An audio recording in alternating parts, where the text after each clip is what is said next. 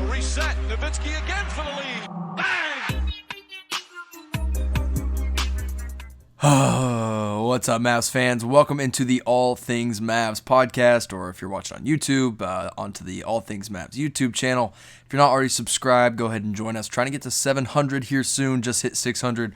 Appreciate all y'all that have already subscribed, or wherever you're listening to your podcast, make sure you subscribe. But we are fresh off the 118-99 loss for the Dallas Mavericks to the Charlotte Hornets. And honestly, that box score doesn't even tell the whole story of just how terrible this game was for the Dallas Mavericks, and I'm going to break it all down for you on this podcast right after the game. It's about 10:15 p.m. Central Time as I'm recording this, just right after the final whistle blew. And hey, on the bright side, Mavs won the fourth quarter, outscored the Hornets by 10, 30-20, which should tell you just how bad this game was. 118-99, and it started in the first quarter when the Mavs literally had no energy. Nobody was making shots. They lost the first quarter by 7, 36-29. In the second quarter, it wasn't quite as bad. I mean, 32-28, but you still go into halftime with a nice little double-digit deficit, basically. But at the end of the day, the lack of energy, the lack of defense, the lack of rebounding in the first half of this game is what sunk the Mavs. The Mavs got out-rebounded again by a team that is definitely inferior to them. They got out-rebounded by 11, 50-39. And look, this Hornets team isn't bad. I mean, they beat the Brooklyn Nets with Kevin Durant and Kyrie Irving, so they know how to play together.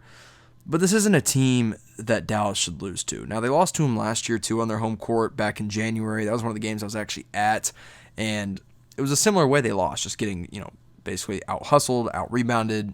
The Hornets basically made everything that they shot tonight. They shot the ball really, really well, 51% from the field. The Mavs, 39% from the field. From three, the Mavs shot 28%. The Hornets shot 44%. So it was just ugly all around. And I'm going to break down things I liked, things I didn't like, but I was really, really hard-pressed to find, honestly, anything that I did like about this game. But there were some good things, but we'll start off with the box score so you guys can kind of get a feel for how this game went, just in case you didn't get to watch it. Consider yourself lucky. But leading scorer of the night was Tim Hardaway Jr. with 18 points. He shot 7 of 10 from the field, 3 of 6 from 3. 16 points from Jalen Brunson in 20 minutes, 12 points, 5 assists, 2 steals, 2 rebounds from Luka Doncic.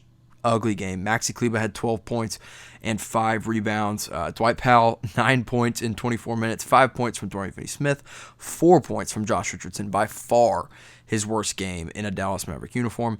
7 points from James Johnson. I'll talk more about him here in a minute, but I did like what I saw from him. 2 points from Boban, 5 points from Willie Cauley-Stein, 3 points from Trey Burke, and 0 for Tyrell Terry and Josh Green.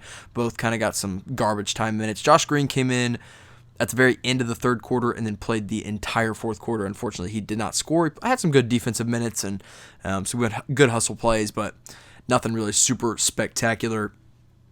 Listen, let's start off with the good, I guess, because there's a few things. I did like the minutes that I got from James Johnson. He played 19 minutes. He started a fight at the end of the game. He got a technical in the very beginning of the game to kind of fire this team back up, and he was one of the very few players that was positive in the plus-minus at plus 10 in 19 minutes. Like I said, 7 points, 6 boards, 4 assists, 2 steals, a blocked shot, only 3 of 8 from the field. He missed 2 of his free throws, but he got to the rim well. He's such a talented passer, and he plays really good defense as well, and he can defend multiple positions, but it obviously, James Johnson isn't going to win you the game. Maxi Kleber's first quarter shooting was awesome. He was, I think, 4 of 4 from 3 in the first quarter alone. And then after that, he only took 1 other shot. And so, I love what I saw from Maxi, but I didn't see enough from him. 12 points, 4 of 5 from 3, 2 block shots, 6 rebounds. It was great. Played 21 minutes. Wasn't enough for the Dallas Mavericks. Tim Hardaway Jr. actually had a quietly really good game. 3 of 6 from 3, 7 of 10 from the field, 18 points. Like, if you can get that out of him on a consistent basis, that's great. But if you're going to get 12 from Luka Doncic and 4 from Josh Richardson, 18 from Tim Hardaway Jr. means absolutely nothing. But really, this game came down to one thing and one thing only, and it was effort. Because for this Maverick team, we've seen when they give 100% effort that they're one of the most talented teams in the NBA. That's why they beat the Clippers by over 50 points. But when they don't, you lose to teams like Charlotte. You lose to the Phoenix Suns. You get embarrassed by the Los Angeles Lakers. And it's not that this Maverick team isn't talented, because they are. Luka Doncic is, I believe, still an MVP candidate. But if this trend continues, he's not going to be. I believe that Josh Richardson is a true, solid number 3. But when he's asked to be a number 2, it's a little bit outside of his comfort zone. And tonight, he was off. 1 of 10 from the field. Not a good night from him. Dorian Finney-Smith, man, I don't know what's up with Dorian this year, but he is shooting the ball terribly. He's 1 of 6 from 3 tonight, 2 of 8 from the field. Offensively, he's just not there. Defensively, he still gives it his all, but it's just not enough. And it was just a disappointing night on the effort end. And I don't really think this is there's no rotational thing that happened tonight that I was concerned about. Dwight Powell played 24 minutes, but most of those minutes came in garbage time. And it just didn't look good. I think the worst part of tonight was watching Luka struggle the way he did. I think one of the big things was that Charlotte did was they mixed up their defensive players on Luka, and that really changed what they, what he saw out on the floor and what was, given to him and who was thrown at him. And when you throw different players at him, you kind of have to change your offense up every single time, and that's really all there is. But look, Luka doesn't have his rhythm yet. I think that's the biggest thing, is he's just not in rhythm, and I think he's still a little out of shape, and that's okay. But it's going to have to happen quick. Luckily for the Dallas Mavericks, the next game is on New Year's Day. I believe it's against the Miami Heat, if I'm not mistaken. And so, you get a day off, and then you go up against the Heat on your home floor on New Year's Day. Hopefully you start off 2021 with a good win, and hopefully in that same month, maybe even this next week, Kristaps Porzingis is back in. But I'll say this, and I think a lot of people tweeted this out, but I agree.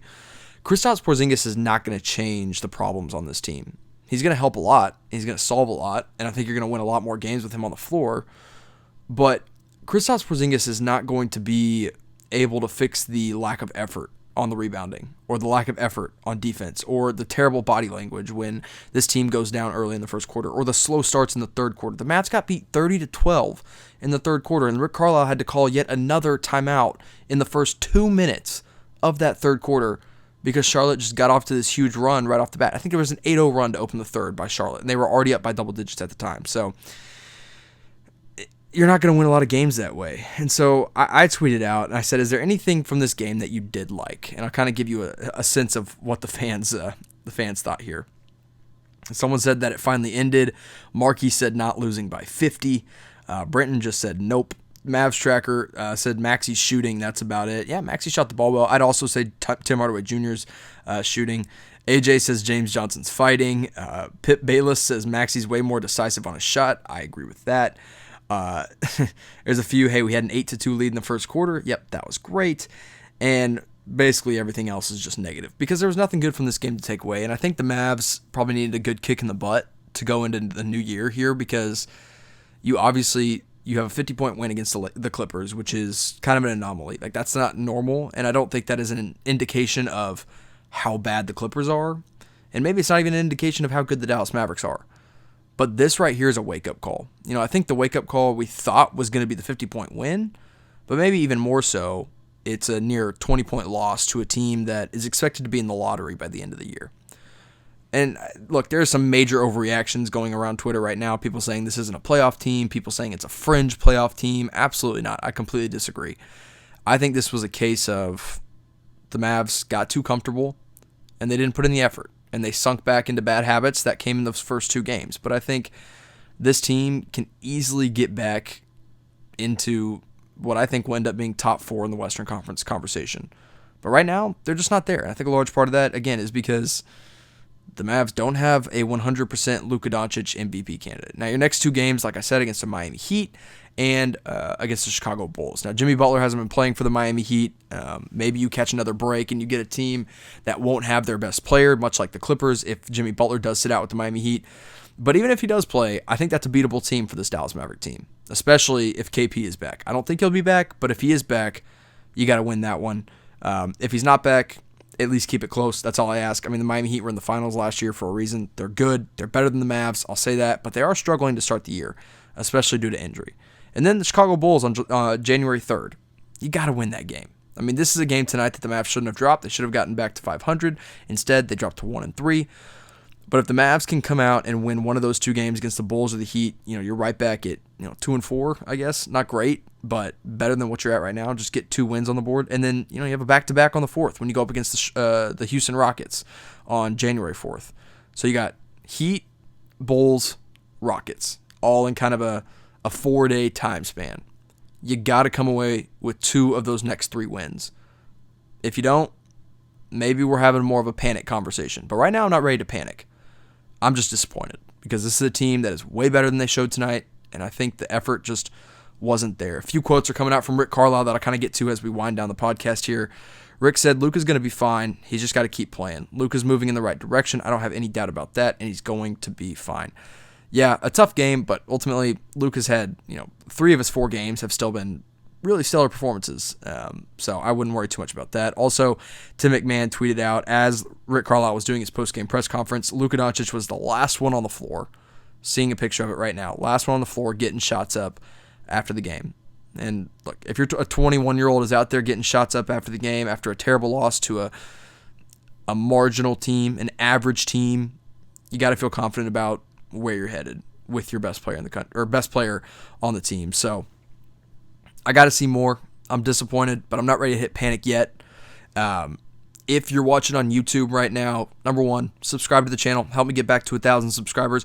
But number 2, I'm going to do something special for you guys if you're part of the Into the Pod squad here.